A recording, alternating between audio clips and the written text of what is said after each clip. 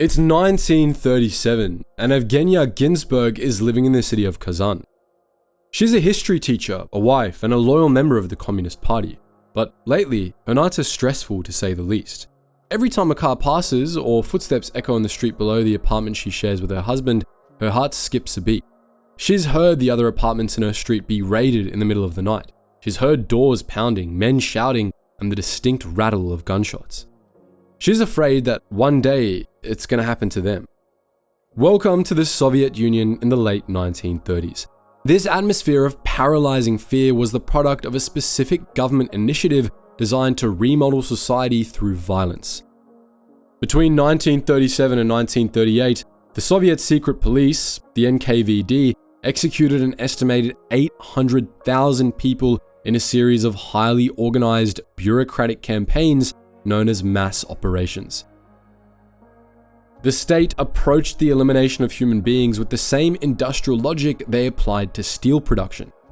They set quotas, established performance targets, and processed certain death warrants in batches. At the center of this machine stood Nikolai Yezhov, the head of the NKVD. Under his direction, the state launched over a dozen specific operations, each targeting a different segment of the population. They hunted people based on their social class, their past employment, and eventually their ethnicity.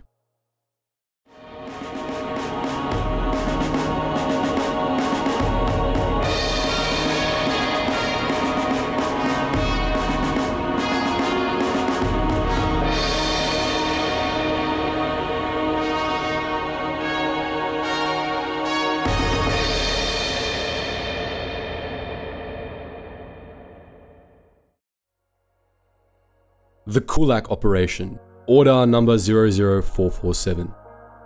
The foundation of the terror was laid on July 30th, 1937. On this day, Yezhov signed NKVD Order 00447. The order authorized the repression of anti-Soviet elements, a catch-all term that effectively criminalized anyone who didn't fit the mold of the perfect Soviet citizen. The list of targets included former kulaks who had returned from exile, members of the clergy, former members of opposing political parties, and common criminals. It also targeted anyone who had served in the Tsarist government, even if that service ended 20 years prior. Yezhov stated that the goal was to eradicate these enemies once and for all. Order 00447 introduced a quota system to mass murder. The central leadership in Moscow assigned a specific number of arrests to every region in the USSR. They looked at a map of the Moscow Oblast or the Far East Territory and assigned a hard number of enemies that the local police had to find.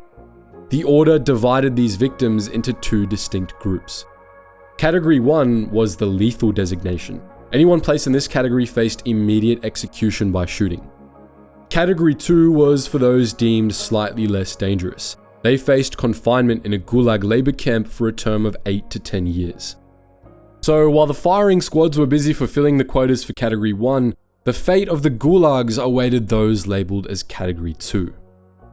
The destination for these roughly 200,000 people was the Gulag, a network of forced labor camps that stretched across the most inhospitable regions of the USSR, from the copper mines of Kolyma in the Far East to the coal pits of Vorkuta in the Arctic Circle. The regime viewed these prisoners as a raw resource to be consumed. The state economy relied on their manual labor to extract timber, gold, and minerals that were otherwise inaccessible. The journey to the camps was often lethal in itself. Prisoners were packed into unheated cattle cars for weeks, surviving on salted fish and little water. Those who survived the transport faced a brutal existence defined by starvation, hypothermia, and exhaustion. Mortality rates in the Gulag spiked dramatically during the Yezhov era. The influx of prisoners overwhelmed the meager infrastructure of the camps, leading to mass starvation and disease. The order also established troikas, three-man panels usually consisting of the local NKVD chief, the regional party secretary, and a prosecutor. These troikas replaced courts and reviewed files in batches, often without the accused present, and issued sentences in minutes.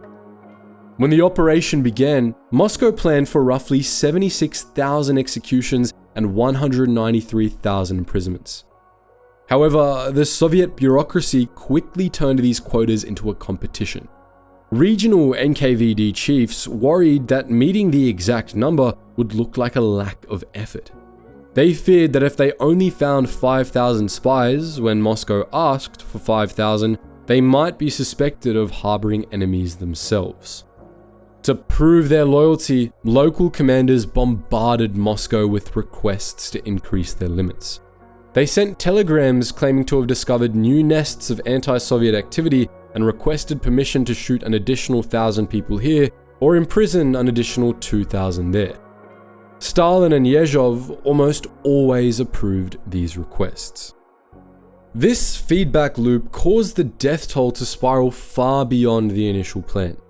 By the time the operation concluded in November 1938, the NKVD had convicted roughly 767,000 people under Order 00447 alone. Of those, approximately 387,000 were shot. This single operation accounted for nearly half of all executions carried out during the Great Terror.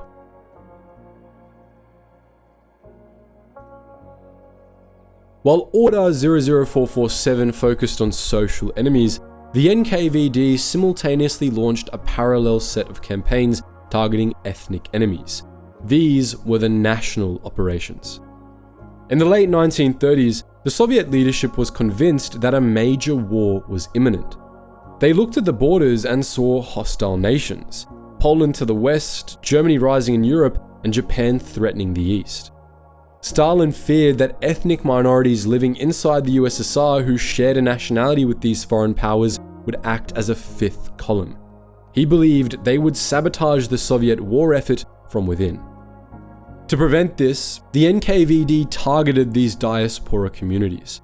Between August 1937 and late 1938, the state issued a series of directives that effectively criminalized having a foreign last name. The charge was almost always espionage. The logic was simple. If you were an ethnic German, the state assumed you were a Nazi agent, and if you were a Pole, you were a spy for Warsaw. These operations were significantly more lethal than the Kulak operation.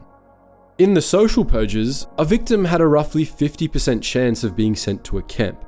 In the national operations, arrest was a death sentence.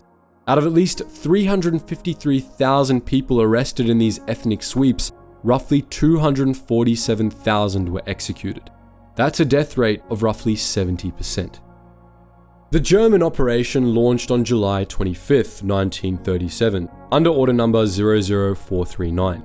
Nazi Germany was the primary external threat to the Soviet Union, and the NKVD assumed that German intelligence was active within Soviet borders.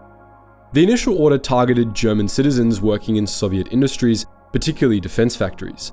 The regime accused them of sabotage and acting as agents for the Gestapo. However, the scope of the purge quickly expanded to include Soviet citizens of German ethnicity. Many of these victims were Volga Germans, descendants of settlers who had moved to Russia in the 18th century. They had their own autonomous republic and had lived in Russia for generations. They had no connection to Hitler or the Nazi Party, yet throughout 1937 and 1938, the state convicted an estimated 55,000 people under the German operation, and roughly 41,900 of them were executed. The largest and most vicious of the ethnic purges was the Polish operation. The Soviet Union held a deep grudge against Poland, stemming from the Polish-Soviet War of 1920. The Kremlin viewed the large Polish minority in the USSR as a massive, dormant army of saboteurs. On August 11, 1937, Yezhov issued NKVD Order number 00485, with the official pretext being the liquidation of the Polish military organization. The NKVD claimed this was a vast secret society conducting espionage across the Soviet Union. In reality, the organization didn't exist. The secret police merely fabricated it to justify mass arrests. The order allowed agents to arrest virtually anyone with a connection to Poland. This included political refugees who had fled to the USSR for safety, Soviet citizens of Polish descent, and even people who simply had a Polish-sounding surname. In many cities, the NKVD filled their quotas by opening the local telephone directory. They scanned the pages for names ending in ski or rich and sent agents to the address listed. During the 16 months of the operation, the NKVD arrested about 139,000 people, and of those, some 111,000 were executed. This operation alone accounted for roughly 45% of all victims of the national operations. The paranoia extended to the northern borders. The Finnish operation is particularly tragic because it targeted a group that was often deeply loyal to the Soviet cause. After the Finnish Civil War ended in 1918, thousands of communist Red Finns fled their homeland and settled in the USSR. They believed they were helping to build a socialist utopia. They established Finnish-speaking schools and collectives in the Karelia region, but in 1937, the NKVD turned on them. The state accused the Finnish minority of nationalism and espionage. Between 1937 and 1938, estimates suggest that up to 25,000 Finns were killed or disappeared. Similarly, the Latvian operation launched in late 1937, targeting the Latvian diaspora, including many old Bolsheviks of Latvian origin who held high ranks in the party and military. The directive led to approximately 22,000 arrests and 16,500 executions. In the south, the Greek operation targeted the Soviet Greek minority living around the Black Sea. These were often simple shopkeepers, fishermen, and farmers. The NKVD arrested thousands of them as Greek spies, and historians estimate that roughly 20,000 Greeks were shot or died in custody during this period. In the Soviet Far East, the Korean operation of 1937 was unique because it was primarily a deportation rather than a mass shooting. Stalin ordered the cleansing of the border to prevent Japanese espionage. In the autumn of 1937, the NKVD forcibly rounded up the entire Korean minority of around 172,000 people. Soldiers transported them thousands of miles to Central Asia, specifically Kazakhstan and Uzbekistan. Thousands died from hunger, exposure, and disease during the journey, and estimates of the death toll range from 16,500 to 50,000 people. Nearby, the NKVD also targeted the Chinese minority and the so-called Harbin-Sea. The Harbin operation targeted former employees of the Chinese Eastern Railway who had returned to the USSR from Manchuria. The regime viewed these returnees as contaminated by their time abroad and suspected them of being Japanese agents. The NKVD convicted roughly 33,000 people under this order, executing about 21,000 of them. The cruelty of these operations didn't end with the execution of the accused. The state introduced the concept of collective responsibility. On August 15, 1937, the NKVD issued Order Number 00486, titled On the Repression of Wives of Traitors to the Motherland. This order stipulated that if a man was arrested as a traitor, his wife was automatically liable for arrest unless she had previously reported him. The state sentenced these women to 5 to 8 years in labor camps. The most notorious of these camps was the Akmolinsk camp for wives of traitors in Kazakhstan. Over 18,000 women passed through here, and these women had committed no crime other than being married to a victim of the purge. The order also targeted children. The state seized the children of repressed families. They placed older teenagers in corrective labor colonies and shipped the younger ones to distant orphanages, often changing their names to prevent relatives from ever finding them. Under Order 00486, the regime arrested approximately 40,000 women and placed over 20,000 children into state custody. By the middle of 1938, the mass operations had developed a momentum of their own. The terror had permeated every layer of society, but it also began to consume the very machine that created it. The NKVD wasn't immune to the logic of the purge. In fact, the secret police became one of the most dangerous places to work in the Soviet Union. Stalin understood that a security service with absolute power could eventually threaten his own authority. To prevent this, he periodically purged the purges. As the mass operations reached their peak, the NKVD turned inward. Officers who had arrested spies and saboteurs just months earlier suddenly found themselves accused of the same crimes. This cannibalism allowed the state to blame the excesses of the terror on rogue officers. When the quotas spiraled out of control and the economic damage became undeniable, the leadership needed scapegoats, which were easily found in the ranks of the NKVD. Regional commanders who had eagerly requested higher execution limits were arrested and charged with violating socialist legality. They were accused of fabricating cases and torturing innocent people, crimes they had indeed committed, but on direct orders from Moscow. This cycle of violence created a frenzy within the security services, and officers worked with frantic intensity, trying to prove their loyalty before their own colleagues came for them. At the top of this crumbling pyramid stood Nikolai Yezhov. Known as the Iron Commissar and standing only at 5 feet tall, Yezhov had been the face of the terror. His name became synonymous with the era, the Yezhovshchina, but by late 1938, his utility to Stalin had run out. The mass operations had decimated the Soviet workforce, crippled the military officer corps, and created a climate of paralysis in the government. Stalin decided it was time to rein in the chaos. In August 1938, Stalin appointed Lavrentiy Beria as Yezhov's deputy. Beria was a cunning political operator from Georgia, and his arrival signaled the end for Yezhov. Beria began to systematically dismantle Yezhov's power base, arresting his key allies and taking control of the NKVD directorates one by one. Yezhov watched his authority evaporate. He began drinking heavily and sank into depression. On November 23, 1938, Yezhov finally resigned as Commissar of Internal Affairs. His replacement by Beria marked a definitive shift in Soviet policy. The chaotic, quota-driven mass slaughter was about to be replaced by a more targeted, albeit still brutal, form of repression.